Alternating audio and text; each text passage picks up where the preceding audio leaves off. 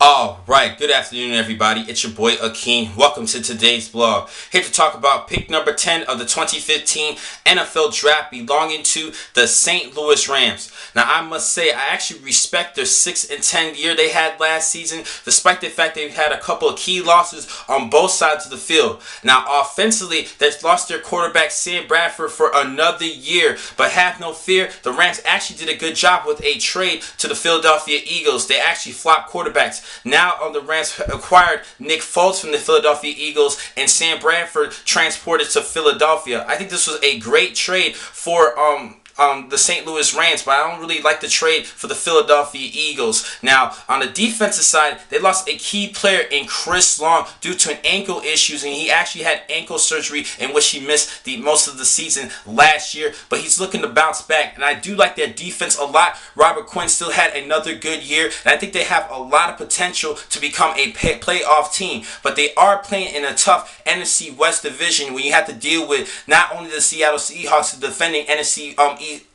Conference champions, but they also have to deal with my San Francisco 49ers and the Arizona Cardinals. All four of these teams are playoff bound teams, and they're going to have to scrap things up in that NFC West division. Now, for this particular selection, they could go for a couple of needs. They still need a top-notch running back, but I think that Trey Mason could be a good fit. He did average 4.3 yards per carry, and I think that Zach Stacy is still a good tandem caliber running back. He showed potential in his rookie season, but then dropped down in his sophomore year, and I think that him and Trey Mason can make something happen, but hopefully Trey Mason steps it up and become that premier back that St. Louis is looking for, since they had Steven Jackson, who is now with the Atlanta Falcons. And they also really need a wide receiver for Nick Foles to throw to. Now, they did re-sign Kenny Britt. Tavon Austin has been much of a bust so far of his career. He needs to step it up a little bit. I think he can use a #1 target at wide receiver. Now, defensively, I think that the potential on defense is still good. They could possibly still use some help at the secondary,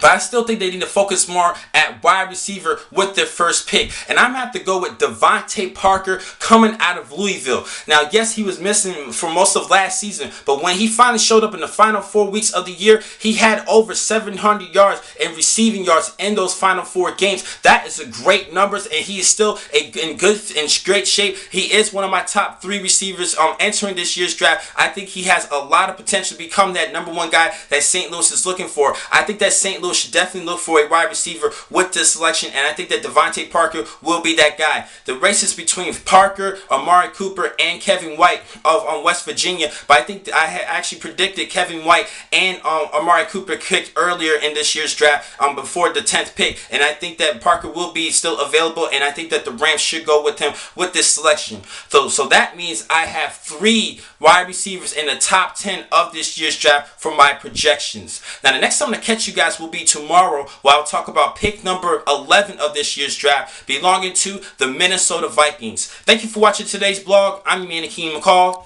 Be easy.